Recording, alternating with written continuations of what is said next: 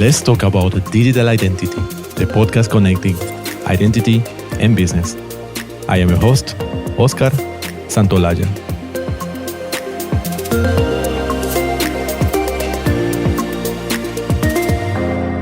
Come and meet the Ubisecure team at the Gartner Identity and Access Management Summit in London on the 6th and 7th of March. To find out more, take a look at the Ubisecure events page, www.ubisecure.com/events. As our slogan says, the podcast connecting identity and business, we know very well the importance of putting ourselves on business people's own shoes when we discuss both challenges and solutions in this identity world. So today's discussion is going on a deep dive about that. And we have a very special guest who is Petri Heinala. He's working in Global Fujitsu as security offering architect, and his area of specialization is digital identities. He's trying to bring digital identities closer to real life and businesses with common sense thinking and talking less technology language. Petri has noticed in his long career that the only permanent thing is change, and understanding that has helped him to keep up with development and changes of life, business, and technology. Hello, Petri. Hello. Great having you here. So let's talk about digital identity. Let's start hearing about yourself, and what was your journey to this world of digital identity? Yes, I've been quite a long time in the IT industry, over 25 years, only in Fujitsu. And I have helped multiple other industries with technology solutions during that time. And I started as a software developer and architect, and then step by step moved to service and offering development, and also during that time moved from the local level to the regional and global level. And the meaning of security and identities has raised dramatically during that time. And in early days in my career, when I developed banking ATM software, I learned that the user experience is everything. And there is a strong relation between security and user experience. And users and their digital identities have a central role there. So step by step, identities had a bigger role in my work, and I have learned more and trying to share my learnings to others now. So, yeah, excellent. So starting from developer, so very technical role, of course, and now we're going to discuss about the business side of this world of identity. So, and imagine a big shift through these years. Yes, very big shift, and when I'm talking about learning, so there have been the failures also. So teach us more than the success. So. Oh, yeah, I'm sure. Definitely, we want to hear more about that. So when we discuss why are digital identities important for organizations? In organizations, we normally think of businesses, companies, but it goes beyond that, as you know. Sometimes government can be education. So, yeah, what would you say? My learning opinion is that digital identities are part of pretty much everything and should not be treated as a separate world of identity. Even the podcast name is the world. Let's talk about that. But I think they are part of everything. So people, processes, and data are the elements of almost every business function, what we have. It was earlier people, processes, and technology, but nowadays we have understand that business is more data-driven than technology-driven. So, but technology is business enabler and underpins people, processes, and data. Digital identities represents people in the digital world. And today, when our businesses are more and more digitalized, identities play a very important role. For example, how our customers and partners experience our business, how our employees experience their work, how smoothly our customers and employees' engagement processes are, how we onboard them in our business, and how we know our business stakeholders and enable access to them, and how we ensure that outsiders can't have access. So, for example, this kind of things are included in that. So I like to keep this message as simple as possible and avoid technology jargon and unnecessary complexity. So I see that identities, because people are part of the business, so are identities. Yeah, exactly. Identities are everywhere. Yes, and you say there should not be distinction. That it is correct. They are so, well, how to call it, embedded into any process, any business, anything we do today. If we see from the perspective of organizations when they need to invest, because at some point someone will tell them, someone typically come from the IT or compliance, a bit more technical side, that I need to invest in identity solutions. So what organizations need to consider when investing in identity solutions? Like everything else, I like that top-down approach. So in other words, holistic approach is a good starting point. So we'll need to ask what our main drivers are to invest. What we'll want to fix or improve. Is it customer or user experience? What is the solution coverage? Is it all customers, employees, and third parties? Do we want to improve and enhance productivity or improve security and compliance or something else? What is our main driver, what we want to do? And could be the multiple of these. Then we need to find the balance between those things. For example, sometimes user experience and security improvements are not going together in the same direction. So that makes things more complicated. So holistic approach helps us to avoid investments to point solutions that won't integrate easily and cause more harm than the benefit in the long run. So main thing what I want to raise is that holistic, see the big picture. Exactly. Yeah, see the big, exactly. When investing in identity comes to the table, we'll think of in a holistic way, right? Not only trying to believe that it will solve specific things in the organizations. Yeah, because identities are everything, everywhere. Those integrations are needed for the identity solutions. So that needs the understanding the big picture and what the business drivers are and so on. Exactly. And now how we make that business people from organizations get interested in digital identity? So what is needed to get them interested? I like to keep the discussion in a practical level because the business people are not interested about the technical details. Mm-hmm. They are interested how we can help their business to success, to be more effective and profitable, to be more resilient and trusted in the eyes of their customers and perhaps owners of the organization. And this sounds simple, but it's not that simple in practice. So quite often the technology vendors are using huge amounts of money to make their brand and technology known in the market.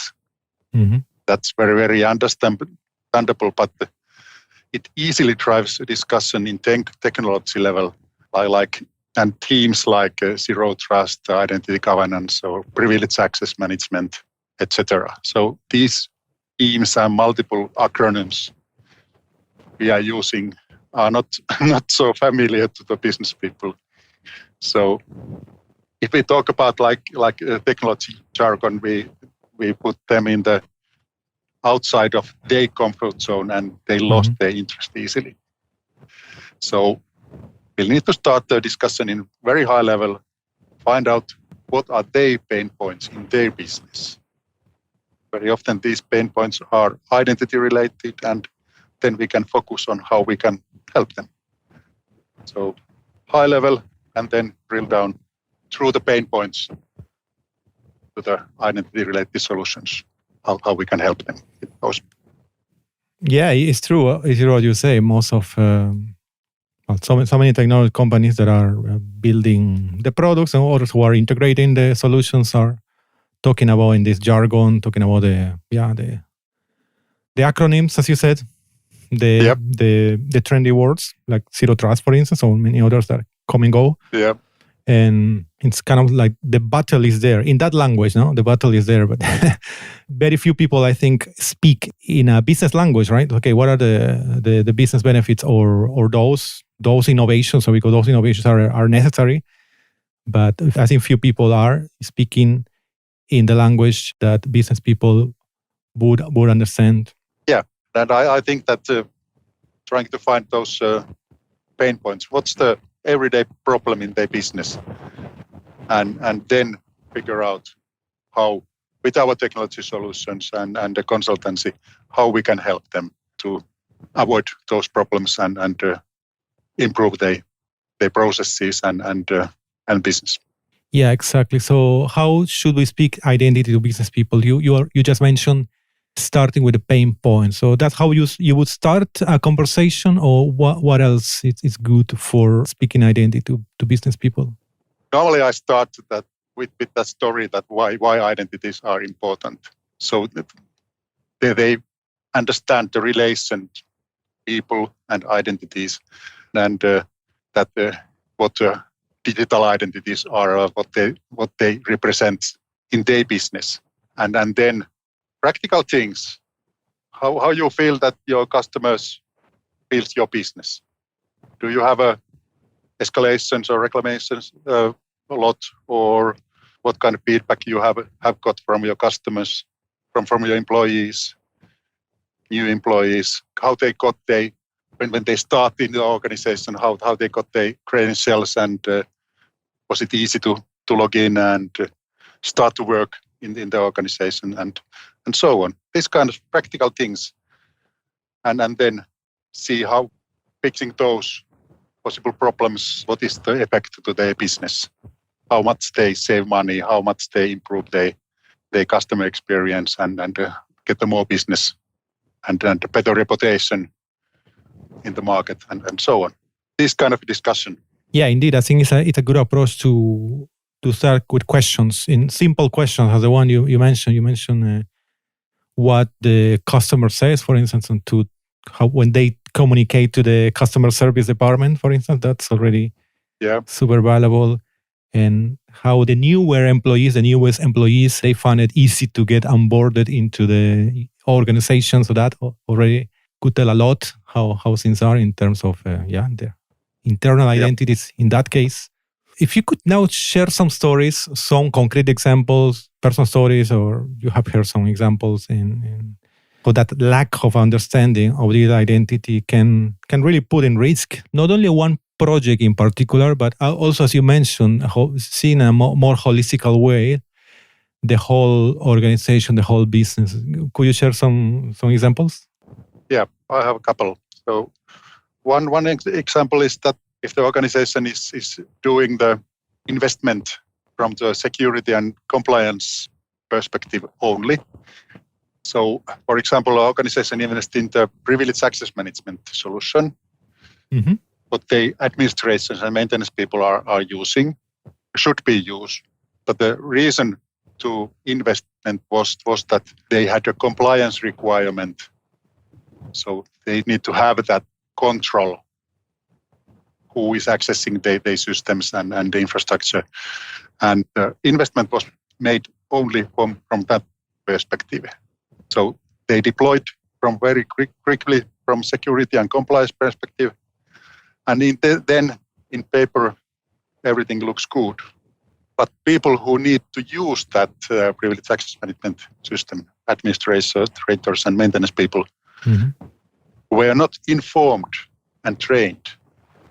And they couldn't access to the needed assets they need to maintain easily because of these delays when they accessing, or they even lost their access. This caused service breaks and other incidents, but these maintenance people couldn't fix. And these service breaks then affected directly to the business and the customers. So these kind of examples have been, for example, in the financial sector. So still, from security and compliance point of view, everything looks good, but admin people need to find a workaround to do their work. And then this private and expensive solution was bypassed. Well. And they continue to do their work as earlier. And then the unused solution is a waste investment, and they still have the same security and compliance problem. Additionally, there were caused business losses because the service breaks and so on. So this is a quite common example how if we do the investment from the one perspective, like in this case, security and compliance. Yes, that's definitely a very good example because, you might feel that is the right way to do, right? So you got the requirements from IT, security, it comes from compliance, it sounds reasonable. We need to invest in that good technology. They make the investment, but forgot to make this a holistic approach of involving everybody who, many more stakeholders who might be, of course, not the whole company might be involved, but many more teams or organizations inside the company. True. And then the second example is that we invested in a point solution that cannot be integrated. So, for example, one part of organization has immediate need to manage subcontractors' identities. And they buy the solution for that part of business. So they buy the separate solutions for that and then fix the problem. And a little bit later, another part of business solves the same problem with a different solution without talking again to each other. Then the organization, for example, consolidates their internal services and they release the common service for all business parts, and could be HR or could be ERP or CRM or whatever. And then these two business parts should use the same service and also the subcontractors. And then adapting these both point solutions to the new situation may be difficult or even impossible. Anyway, it causes the delays in operations and extra costs. So again, communication within the organization and the holistic approach helps here to avoid these kind of situations. Yeah, exactly. That's another really good example, right? Kind of trying to find a quick solution from one part of the organization without thinking at that time when the decision was made that, the whole organization should have visibility. So if someone else in the organization needs the same, well, there is already a solution. So yeah. And these point solutions quite often store that identity information in the one place, and then there will be the several places where identities are. So then the consolidation of those will be another project. So that would be the costly also to clean up everything. So yeah, exactly, absolutely. Consolidating is costly and it's more time because there will be one project to do that in order to get that done. And in the meantime, the security aspect, right? Having more isolated data repository is a bigger risk from a security perspective. So yeah, and also the privacy issues are there and these kind of things. Then I have a third example. So quite often in the organizations, they are thinking that identities are responsibility of only one department of organization, and often that responsibility is given to the IT organization. And the expectation is that IT solve all identity-related issues on behalf of other parts of organization. Then IT people do their job from IT perspective, and then it's also often the technology-oriented because IT people are technology-oriented. And the budget and the resources, then IT-specific, and with those resources, we cannot cover all needs that organization have. So solution will be optimized from IT point of view. And for example, issues in employee onboarding won't be solved without human resources engagement. So learning here is that within organization you need to involve all related parts, and that responsibility is higher level, not in the one organization. Yeah, exactly. Yes, another good example. So that's definitely a really good example. Quite simple, and I'm sure they happen all the time. Yeah, that's happened quite often. And when people think that technology solves their problem, quite often it makes their problem even bigger than it was in the beginning. So. Indeed, because it will create a new project to be done. Yes. Yeah. You need to start from thinking about the people, processes, and data, and then technology helps to solve those. Yes, it's very interesting having all this perspective from the business owner, business people. As I said, own shoes. So it's excellent reflection we had. So I will ask you finally, for all business leaders who are listening to us now, what is the one actionable idea that they should write on their agendas today? Hopefully this is actionable enough, but people do business with people, and for your business, your customers are the most important thing. And second comes your employees and other people who work for your business. Focus on their well-being in digital world will accelerate your business in many ways and create many benefits. That's simple. Well-being in general. I mean, in the let's say physical world, or I see you mentioned virtual. Physical world is handled quite well, I think. Mm-hmm. That's the important thing also. But the well-being in the digital world, mm-hmm. and that means how their identities are handled, how they get access, and how they are on board.